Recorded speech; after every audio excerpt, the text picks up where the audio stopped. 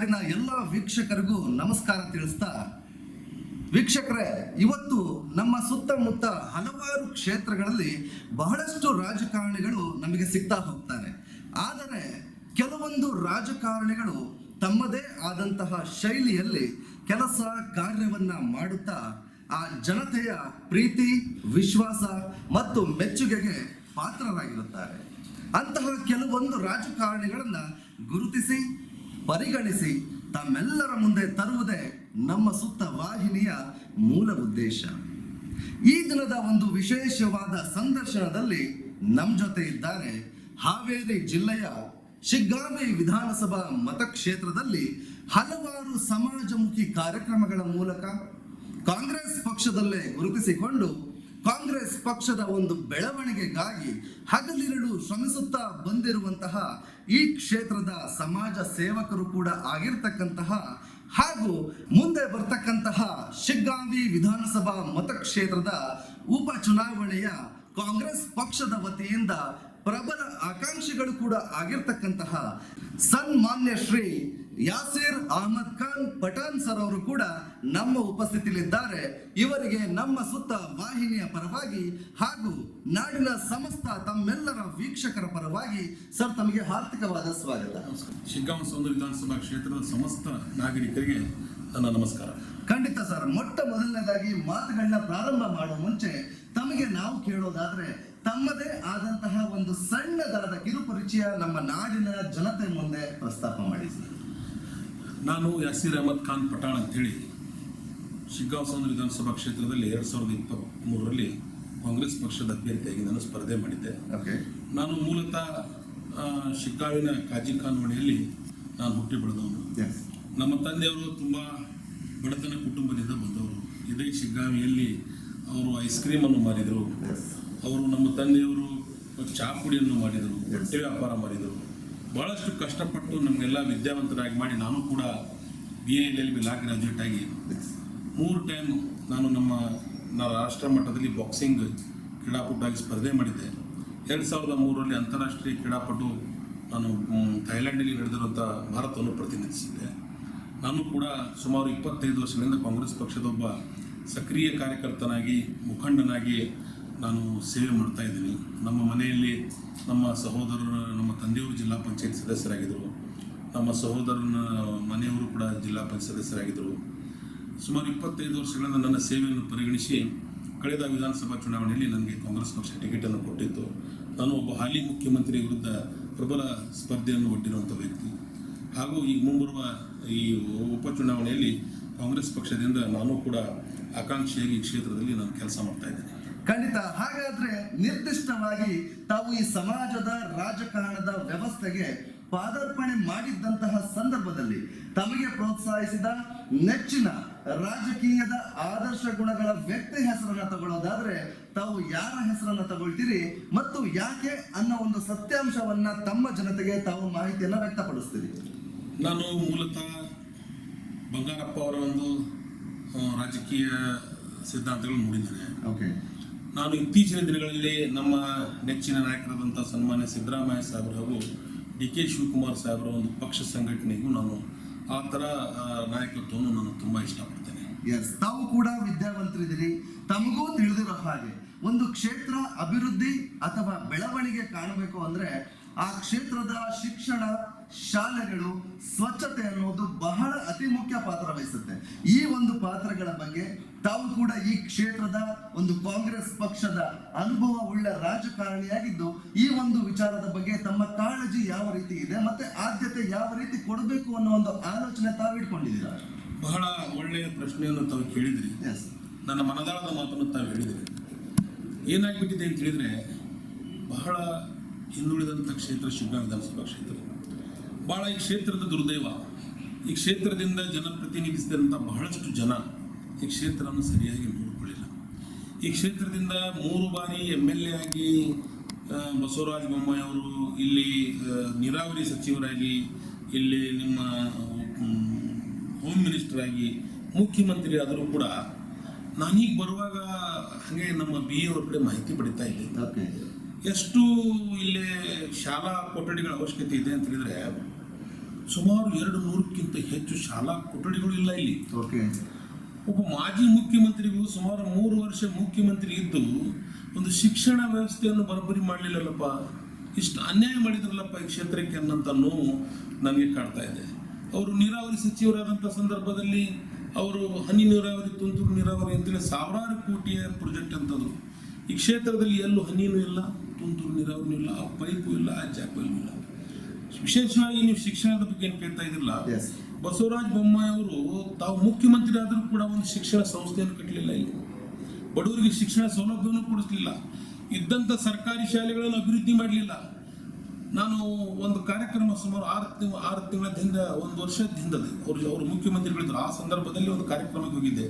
ಅಂದಲಿ ಅಂತ ಗ್ರಾಮ ಇದೆ, ತುಂಬಾ ಹಿಂದುಳಿದ ಗ್ರಾಮ. ಯಾವ ಗ್ರಾಮ ಸರ್?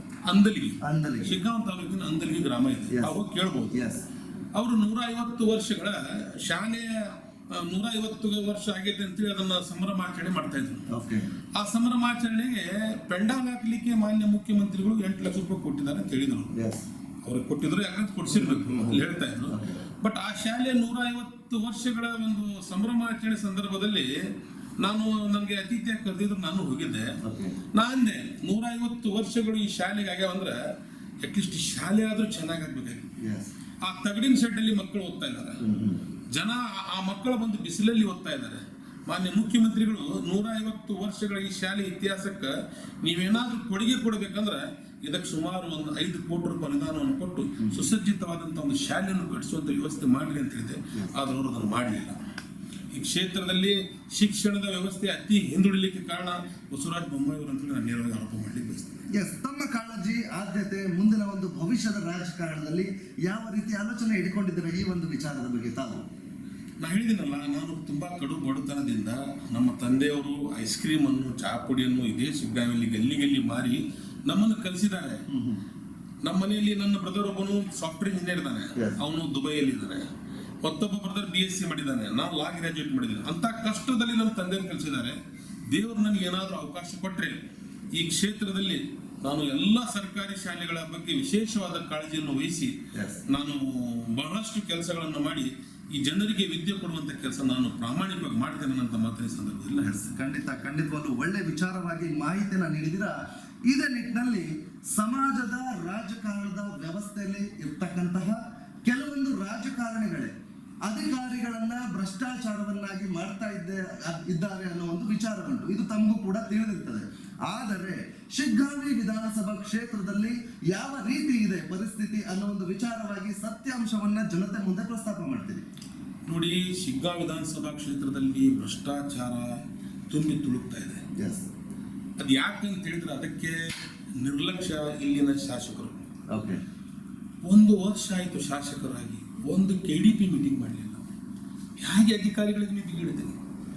ಇವರು ಮುಖ್ಯಮಂತ್ರಿ ಆದರು. ಇವತ್ತು ಕೂಡ ಹೆಸ್ಕಾಂ, KEB, ರೈತರಿಗೆ ಅತಿ ಮುಖ್ಯವಾದಂಥದ್ದು KEB. ಶಿಗ್ಗಾಂವ್ ಸೆಕ್ಷನ್ ಆಫೀಸರ್ ಇಲ್ಲ, ಬಂಕಾಪುರ್ಗೆ ಸೆಕ್ಷನ್ ಆಫೀಸರ್ ಇಲ್ಲ. KEB ಸೆಕ್ಷನ್ ಆಫೀಸರ್ಗಳು ಕೂಡ ಸುಮಾರು 5-6 ವರ್ಷಗಳಿಂದ ಡೆಪ್ಯುಟೇಷನ್ ಅಲ್ಲಿದ್ದಾರೆ. ಈ ಕ್ಷೇತ್ರದಲ್ಲಿ ಯಾವ ಟೈಪ್ ಲಂಚಾವತಾರ ನಡೆದಿದೆ ಅಂತ ಹೇಳಿದ್ರೆ, ಅವರು ಮುಖ್ಯಮಂತ್ರಿಗಳಿದ್ದಾಗ ಬೇಕಾದ್ರೆ ತಾವು ಸರ್ವೆ ಮಾಡಿ, ಫ್ಲಡ್ ಮನೆಗಳಿಗೆ 1 ಲಕ್ಷ ರೂಪಾಯಿ ಕೊಟ್ಟರೆ ಫ್ಲಡ್ ಮನೆಗಳನ್ನು ಹಾಕ್ತಾ ಇದ್ರು. ಅಂಥವು ಸಾವಿರಾರು ಉದಾಹರಣೆಗಳದು. ಈ ಕ್ಷೇತ್ರದಲ್ಲಿ ಸಾವಿರಾರು ಮನೆಗಳನ್ನ ಇವರು ತಾವು ಮುಖ್ಯಮಂತ್ರಿ ಇದ್ದಾಗ ಹಾಕ್ಸಿದ್ರು. ಯಾವುದು ಇದು ನಿಮ್ಮ ಸ್ಲಮ್ ಬೋರ್ಡ್ ಅಲ್ಲಿ, ಸ್ಲಮ್ ಬೋರ್ಡ್ ಮನೆಗಳಲ್ಲಿ ಅವ್ಯವಹಾರ. ಯಾರಿಗೂ ಮನೆ ಕಟ್ಟಿಕೊಳ್ಳಿಲ್ಲ, ಕಾಂಟ್ರಾಕ್ಟರ್ ಬಂದು 2-3 ಲಕ್ಷ ರೂಪಾಯಿ ಮೆಟೀರಿಯಲ್ ಕೊಡ್ತಾರೆ, 7-7 ಲಕ್ಷ ರೂಪಾಯಿ ಮನೆಗಳನ್ನು. ಬೇಕಾದ್ರೆ ಸ್ಲಮ್ ಬೋರ್ಡ್ ಮನೆಗಳ ಬಗ್ಗೆ ತಾವು ವಿಸಿಟ್ ಮಾಡಿರಿ, ಏನು ಈ ಫ್ಲಡ್ ಮನೆಗಳಿಗೆ ಅದರ ಬಗ್ಗೆ ವಿಸಿಟ್ ಮಾಡಿರಿ. ಅಧಿಕಾರಿಗಳು ಎಷ್ಟು ದಿನದಿಂದ ಎಷ್ಟು ಅಧಿಕಾರಿಗಳು ಖಾಲಿ ಇದ್ದಾರೆ ನೋಡಿ. ಒಬ್ಬ ಮುಖ್ಯಮಂತ್ರಿಯಾಗಿ ಈ ಕ್ಷೇತ್ರದ ಎಲ್ಲ ಇಲಾಖೆಗಳಲ್ಲಿ ಅಧಿಕಾರಿಗಳಿಗೆ ತರಲಿಕ್ಕೆ ಇವರಲ್ಲಿ ಕೆಪಾಸಿಟಿ ಇಲ್ಲ ಅಂದ್ರೆ ಮತ್ತೆ ರಾಜ್ಯ ಹೆಂಗೆ ನೋಡ್ತಾರೆ?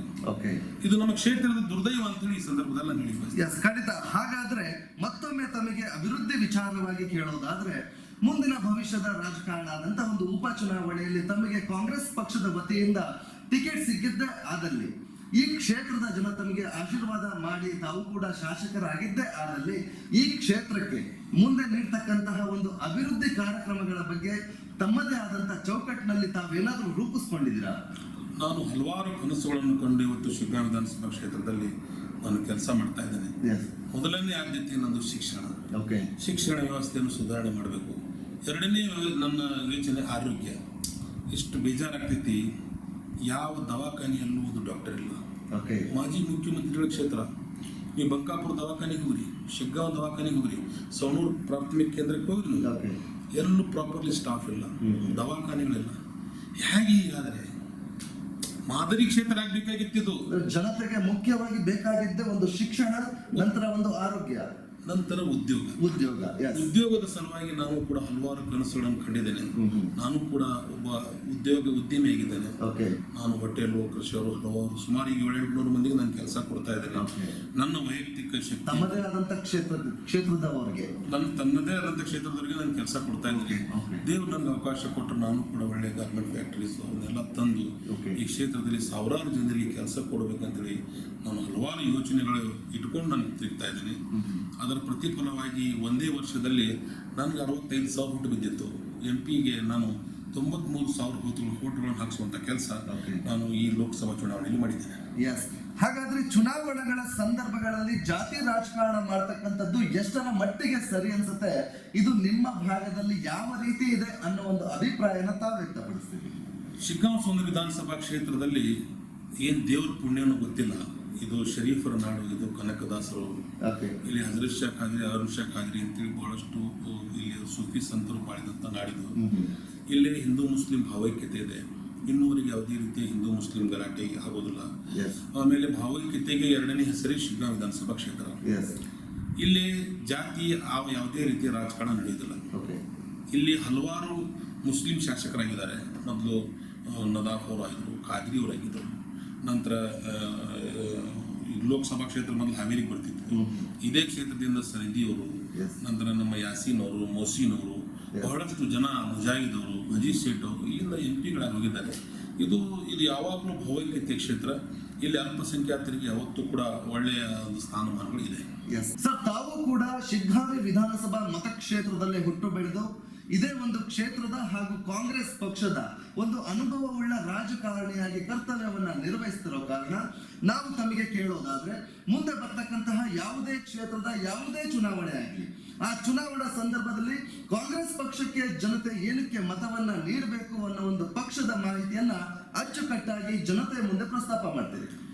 ನೋಡ್ರಿ, ಈ ದೇಶಕ್ಕೆ ಸ್ವಾತಂತ್ರ್ಯವನ್ನು ಕೊಡಿಸಿರುವಂಥ ಪಕ್ಷ ಕಾಂಗ್ರೆಸ್ ಪಕ್ಷ. ಸರ್ವ ಜನಾಂಗದ ಶಾಂತಿಯ ತೋಟ ಕಾಂಗ್ರೆಸ್ ಪಕ್ಷ. ಕಾಂಗ್ರೆಸ್ ಪಕ್ಷದಲ್ಲಿ ಯಾವುದೇ ಮೇಲು ಕೀಳು ಇಲ್ಲ. ಕಾಂಗ್ರೆಸ್ ಪಕ್ಷ ಎಲ್ಲ ಸಮಾಜಗಳನ್ನು ಒಯ್ಯುವಂಥ ಪಕ್ಷ. ಜೊತೆಗೆ ಕಾಂಗ್ರೆಸ್ ಪಕ್ಷ ಯಾವತ್ತು ಅಧಿಕಾರಕ್ಕೆ ಬರ್ತೈತಿ, ಕೇವಲ ಬಡವರ ಬಗ್ಗೆ ಚಿಂತನೆ ಇರ್ತೈತೆ ಅವ್ರಿಗೆ. ರೈತರ ಬಗ್ಗೆ, ಮಹಿಳೆಯರ ಬಗ್ಗೆ, ಕಾರ್ಮಿಕರ ಬಗ್ಗೆ. ಈಗ ನೋಡಿ, ಕಾಂಗ್ರೆಸ್ ಪಕ್ಷ ಅಧಿಕಾರ ಬಂದ ತಕ್ಷಣ 5 ಗ್ಯಾರಂಟಿಗಳನ್ನು ಕೊಟ್ಟಿದೆ. ಇವತ್ತು ಆ ಗ್ಯಾರಂಟಿಗಳನ್ನು ಅನುಭವಿಸ್ತಾ ಇರೋರು ಯಾರು? ಈ ದೇಶದ ಸುಮಾರು 90% ಜನ ಅನುಭವಿಸ್ತಾ ಇದ್ದಾರೆ. ಇವತ್ತು ಮಹಿಳೆಯರಿಗೆ ಬಸ್ ಫ್ರೀ ಕೊಟ್ಟಿದ್ದಾರೆ. ಇವತ್ತು ರೈತರಿಗೆ ನಿಮ್ಮ ಬಹಳಷ್ಟು ನಮ್ಮ ಕಾಂಗ್ರೆಸ್ ಪಕ್ಷ ಅಧಿಕಾರದಾಗ ರೈತರ ಸಾಲ ಮನ್ನಾ ಮಾಡಿದೆ. ಉಳುವಳಿ ಒಡೆಯುವಂಥ ಕಾನೂನು ತಂದು ಬಹಳಷ್ಟು ರೈತ ಕಾರ್ಮಿಕರಿಗೆ ಇವತ್ತು ರೈತ ಮಾಲಕರನ್ನ ಅನ್ನಾಗಿ ಮಾಡಿದೆ. ಮತ್ತು ಬಸ್ ಫ್ರೀ ಮಾಡಿದೆ, ಕರೆಂಟ್ ಬಿಲ್ ಫ್ರೀ ಮಾಡಿದೆ. ಇಂಥ ಬೆಲೆ ಏರಿಕೆ ಸಂದರ್ಭದಲ್ಲಿ ಪ್ರತಿ ಕುಟುಂಬಕ್ಕೆ ಪ್ರತಿ ತಿಂಗಳ ಒಂದು 4-5 ಸಾವಿರ ರೂಪಾಯಿಗಳನ್ನು ಪ್ರತಿ ತಿಂಗಳ 2,000 ರೂಪಾಯಿ ಗೃಹಲಕ್ಷ್ಮಿ ಕೊಡ್ತಾ ಇವತ್ತು ಸಾರ್ವಜನಿಕರಿಗೆ, ಬಡವರಿಗೆ, ದೀನದಲಿತರಿಗೆ ಎಲ್ಲರಿಗೂ ಅನುಕೂಲವಾಗುವಂಥ ಪಕ್ಷ ಕಾಂಗ್ರೆಸ್ ಪಕ್ಷ. ವಿಶೇಷವಾಗಿ ಶಾಂತಿಯಿಂದ ಜನರ ಕೋಮು ಭಾವನೆಗಳನ್ನು ಕೆರಳಿಸದೆ ಸರ್ವ ಜನರಿಗೆ ಒಂದೇ ರೀತಿಯಲ್ಲಿ ನೋಡ್ಕೊಳ್ಳುವಂಥ ಪಕ್ಷ ಕಾಂಗ್ರೆಸ್ ಪಕ್ಷ. ಅದಕ್ಕೆ ತಾವೆಲ್ಲ ಕಾಂಗ್ರೆಸ್ ಪಕ್ಷಕ್ಕೆ ವೋಟ್ ಹಾಕಬೇಕು ಅನ್ನೋಂತ ನಾನು ಮನವಿ ಮಾಡ್ತಾ ಇದ್ದೇನೆ. ಯುವ ಶಕ್ತಿ ದೇಶದ ಶಕ್ತಿ ಅಂತಾರೆ. ಅಂತ ಒಂದು ಯುವ ಜನತೆ ಇವತ್ತು ದುಶ್ಚಟಕ್ಕೆ ಬಲಿಯಾಗಿ ಬಹಳಷ್ಟು ಭಾಗದಲ್ಲಿ ಸಾವನ್ನಪ್ತಾ ಇದ್ದಾರೆ. ಅಂತಹ ಒಂದು ಯುವ ಜನತೆಗೆ ತಾವು ಕೂಡ ಒಂದು ಹಿರಿಯ ಸಮಾಜ ಸೇವಕರಾಗಿ ನಮ್ಮ ಸುತ್ತ ವಾಹಿನಿಯ ಮುಖಾಂತರ ತಮ್ಮ ಕ್ಷೇತ್ರದ ಯುವ ಜನತೆಗೆ ತಾವು ಏನ್ ಸಲಹೆ ಸೂಚನೆಗಳನ್ನ ಕೊಡ್ಲಿಕ್ಕೆ ಇಷ್ಟಪಡ್ತೀನಿ? ನಾನು ನನ್ನ ಶಿಗ್ಗಾಂವ್ ವಿಧಾನಸಭಾ ಕ್ಷೇತ್ರದ ಯುವಕರಲ್ಲಿ ನಾನು ಕೈ ಮುಗಿದು ಮನವಿ ಮಾಡ್ತೇನೆ. ನಾನು ಅವ್ರು ಮನವಿ ಮಾಡೋದೇನಂತ ಹೇಳಿದ್ರೆ, ತಾವು ತಮ್ಮ ಭವಿಷ್ಯವನ್ನು ರೂಪಿಸ್ಕೊಡ್ರಿ, ಒಳ್ಳೆಯ ವಿದ್ಯೆಯನ್ನು ತೆಗೆದುಕೊಡ್ರಿ, ದುಶ್ಚಟಗಳಿಂದ ತಾವು ದೂರ ಉಳಿಯಿರಿ, ತಾವು ತಮ್ಮ ತಂದೆ ತಾಯಿ ಸೇವೆಯನ್ನು ಮಾಡಿರಿ. ಯಾಕಂದ್ರೆ ತಮ್ಮನ್ನು ನಂಬಿ ನಿಮ್ಮ ತಂದೆ ತಾಯಿಗಳು ಇವತ್ತು ಜೀವನ ನಡೆಸ್ತಾ ಇರ್ತಾರೆ. ಅವರು ಕಷ್ಟಪಟ್ಟು ನಿಮಗೆ ವಿದ್ಯೆಯನ್ನು ಕೊಡ್ತಿರ್ತಾರೆ. ನೀವು ದುಡಿದು ಸಾಕುವಂಥ ಸಂದರ್ಭದಲ್ಲಿ ನೀವು ದುಶ್ಚಟಕ್ಕೆ ಬಲಿಯಾದರೆ ಅವರಿಗೆ ನೀವು ಭಾಳ ಅನ್ಯಾಯ ಮಾಡ್ದಂಗೆ, ನಿಮಗೂ ನೀವು ಅನ್ಯಾಯ ಮಾಡ್ದಂಗೆ, ನಿಮ್ಮ ಕುಟುಂಬಕ್ಕೂ ಅನ್ಯಾಯ ಮಾಡ್ದಂಗೆ ಈ ದೇಶಕ್ಕೂ ಅನ್ಯಾಯ ಮಾಡ್ದಂಗೆ ದಯವಿಟ್ಟು ನಾನು ನಿಮ್ಮ ಕೈ ಮುಗಿದು ಮನವಿ ಮಾಡ್ಕೊಂತೇನೆ. ಎಲ್ಲರ ದುಶ್ಚಟದಿಂದ ದೂರ ಹಿಡಿದು ತಮ್ಮ ತಂದೆ ತಾಯಿಯ ಸೇವೆ ಮಾಡಿರಿ ಅಂತೇಳಿ ನಾವು ಅವರಲ್ಲಿ ಕೈ ಮುಗಿದು ಮನವಿ ಮಾಡ್ತೇವೆ. ಕಟ್ಟ ಕಡೆಯದಾಗಿ ತಾವು ಕೂಡ ಮುಂದೆ ಬರ್ತಕ್ಕಂತಹ ಒಂದು ಶಿಗ್ಗಾಂವಿ ವಿಧಾನಸಭಾ ಮತಕ್ಷೇತ್ರದಲ್ಲಿ ಉಪಚುನಾವಣೆಯ ಒಂದು ಕಾಂಗ್ರೆಸ್ ಪಕ್ಷದ ಪ್ರಬಲ ಆಕಾಂಕ್ಷಿಯಾಗಿದ್ದೀರಿ. ಸೊ ಈ ಒಂದು ವಿಚಾರವಾಗಿ ಶಿಗ್ಗಾಂವಿ ವಿಧಾನಸಭಾ ಮತಕ್ಷೇತ್ರದಲ್ಲಿರ್ತಕ್ಕಂಥ ಒಂದು ಮುಗ್ಧ ಜನರಿಗೆ, ಮತ ಬಾಂಧವರಿಗೆ ತಾವು ಹೇಳುವಂತ ವಿಚಾರ ಆದ್ರೂ ಏನು ಅಥವಾ ಕೇಳುವಂತ ವಿಚಾರ ಆದ್ರೂ ಏನು ಸರ್? ಈಗಾಗಲೇ ಶಿಗ್ಗಾಂವಿ ವಿಧಾನಸಭಾ ಕ್ಷೇತ್ರದ ನನಗೆ 2023 ಚುನಾವಣೆ ಟಿಕೆಟ್ ಕೊನೆಗಳಿಗೆ ಹೇಳಿ ಕೊಟ್ಟರು. ನನಗೆ ಪ್ರಚಾರ ಮಾಡಲಿಕ್ಕೆ ಸಾಕಷ್ಟು ಸಮಯ ಇರಲಿಲ್ಲ. ಕೇವಲ 7-8 ದಿನ ಸಮಯ ಸಿಕ್ಕಿತ್ತು. ಈ ಕ್ಷೇತ್ರದ 126 ಹಳ್ಳಿಗಳು 241 ಬೂತ್ಗಳಿಗೆ ನನಗೆ ಹೋಗ್ಲಿಕ್ಕೆ ಆಗಿರಲಿಲ್ಲ. ಎಲ್ಲ ಸಮಾಜದ ಮುಖಂಡರಿಗೆ ಮನವಿ ಮಾಡಿಕೊಳ್ಳಕ್ಕಾಗಿರಲಿಲ್ಲ. ನಾನು ಸೋತರೂ ಕೂಡ ಒಂದು ಮಾಜಿ ಮುಖ್ಯಮಂತ್ರಿ ವಿರುದ್ಧ ನಾನು ಪರಾಜಿತನಾದರೂ ಕೂಡ 2ನೇ ದಿನ ಈ ಕ್ಷೇತ್ರದ ಜನರಿಗೆ ಸಂಪರ್ಕಕ್ಕೆ ಬಂದು ಹಳ್ಳಿ ಹಳ್ಳಿ ತಿರುಗಿ ನಾನು ಸಂಘಟನೆಯನ್ನು ಮಾಡಿ ಮೊನ್ನೆ ನಡೆದಂಥ ಈ ಲೋಕಸಭಾ ಚುನಾವಣೆಯಲ್ಲಿ ನಾನು 93,000 ಮತಗಳನ್ನು ನಮ್ಮ ಅಭ್ಯರ್ಥಿಗೆ ಕೊಡಿಸುವಲ್ಲಿ ನಾನು ಸಫಲನಾಗಿದ್ದೀನಿ. ನಾನು ನಮ್ಮ ಕ್ಷೇತ್ರದ ಎಲ್ಲ ಮತದಾರರಿಗೆ ನಾನು ಧನ್ಯವಾದವನ್ನು ಅರ್ಪಿಸುತ್ತಾ ಅವ್ರನ್ನ ಮನವಿ ಮಾಡ್ಕೊತೀನಿ. ಈ ಹಿಂದೆ 4 ಬಾರಿ BJP ಶಾಸಕರನ್ನು ನೋಡಿದಿರಿ. BJP ಅಧಿಕಾರದಿಂದ ಶಾಸಕರಾಗಿ, ಹೋಮ್ ಮಿನಿಸ್ಟರ್ ಆಗಿ, ನೀರಾವರಿ ಮಂತ್ರಿಯಾಗಿ, ಮುಖ್ಯಮಂತ್ರಿ ಆದವ್ರನ್ನು ನೋಡಿ ಒಮ್ಮೆ ನಮ್ಗೆ ಅವಕಾಶ ಮಾಡಿಕೊಡ್ರಿ. ನಮ್ಮ ಪಕ್ಷ ಇವತ್ತು ಅಧಿಕಾರದಲ್ಲೇ ಇದೆ. ನಾನು ಮಾನ್ಯ ಮುಖ್ಯಮಂತ್ರಿಗಳು, ಉಪಮುಖ್ಯಮಂತ್ರಿಗಳು, ಎಲ್ಲ ಸಚಿವ ಸಂಪುಟದವರು ಚುನಾವಣೆ ಬರ್ತಾರೆ. ಅವ್ರನ್ನ ಎಲ್ಲ ಕ್ಷೇತ್ರದ ಪರಿಚಯವನ್ನು ಮಾಡಿಸ್ಕೊಡ್ತೇನೆ, ಕ್ಷೇತ್ರದ ಸಮಸ್ಯೆಗಳನ್ನು ತಿಳಿಸ್ತೇನೆ. ತಾವು ನನಗೆ ಅವಕಾಶ ಮಾಡಿಕೊಡ್ರಿ. ನಾನು 100ಕ್ಕೆ 100 ಕ್ಷೇತ್ರವನ್ನು ಈ ರಾಜ್ಯದಲ್ಲಿ ಮಾದರಿ ಕ್ಷೇತ್ರವನ್ನಾಗಿ, ಶಿಕ್ಷಣ ಕ್ಷೇತ್ರದಲ್ಲಿ, ನಾನು ವಿದ್ಯಾ ಕ್ಷೇತ್ರದಲ್ಲಿ, ಆರೋಗ್ಯ ಕ್ಷೇತ್ರದಲ್ಲಿ, ಜೊತೆಗೆ ನೀರಾವರಿ ಕ್ಷೇತ್ರದಲ್ಲಿ, ರೈತರಿಗೆ, ದೀನದಲ್ಲಿಗೆ ಮತ್ತು ಯುವಕರಿಗೆ ಉದ್ಯೋಗ ಕೊಡಿಸುವಲ್ಲಿ ಎಲ್ಲ ಕೆಲಸಗಳನ್ನು ನಾನು ಪ್ರಾಮಾಣಿಕವಾಗಿ ಮಾಡಿ ಈ ಮಾದರಿ ಕ್ಷೇತ್ರವನ್ನು ಮಾಡ್ತೇನೆ ಅನ್ನೋ ಮಾತನ್ನು ಈ ಸಂದರ್ಭದಲ್ಲಿ ಎಲ್ಲ ನನ್ನ ಕ್ಷೇತ್ರದ ಜನತೆಯಲ್ಲಿ ನಾನು ಮನವಿ ಮಾಡ್ತೀನಿ. ಖಂಡಿತ ಒಳ್ಳೆ ವಿಚಾರವಾಗಿ ಮಾಹಿತಿಯನ್ನ ವ್ಯಕ್ತಪಡಿಸಿದಿರ. ತಮ್ಮ ಒಂದು ರಾಜಕೀಯ ಜೀವನವನ್ನು ನಮ್ಮ ಮುಂದೆ ಹಂಚಿಕೊಂಡಿದ್ದಕ್ಕೆ ನಮ್ಮ ಸುತ್ತ ವಾಹಿನಿಯ ಪರವಾಗಿ ಹಾಗೂ ಸಮಸ್ತ ನಾಡಿನ ಎಲ್ಲ ವೀಕ್ಷಕರ ಪರವಾಗಿ ತಮಗೆ ಹಾರ್ದಿಕವಾದ ಧನ್ಯವಾದಗಳು ಸರ್.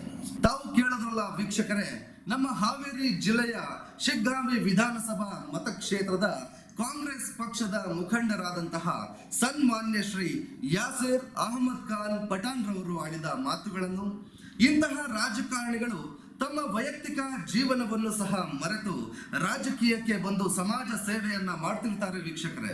ಇಂಥವರನ್ನ ಗುರುತಿಸಿ ತಮ್ಮ ಮುಂದೆ ಇಟ್ಟಿದ್ದೇವೆ. ನೆನಪಿರಲಿ ವೀಕ್ಷಕರೇ, ಆಯ್ಕೆಯು ನಿಮ್ಮದೇ, ನಿರ್ಧಾರವು ನಿಮ್ಮದೇ, ಭರವಸೆ ಮಾತ್ರ ನಮ್ಮದು ಅಂತ ಹೇಳ್ತಾ ಮತ್ತು ಚುನಾವಣಾ ಸಂದರ್ಭಗಳಲ್ಲಿ ತಪ್ಪದೆ ವೋಟನ್ನ ಮಾಡಿ ನಿಮ್ಮ ಹಕ್ಕನ್ನ ದಯಮಾಡಿ ಚಲಾಯಿಸಿ ಅಂತ ಹೇಳ್ತಾ ಎಲ್ರಿಗೂ ನಮಸ್ಕಾರ.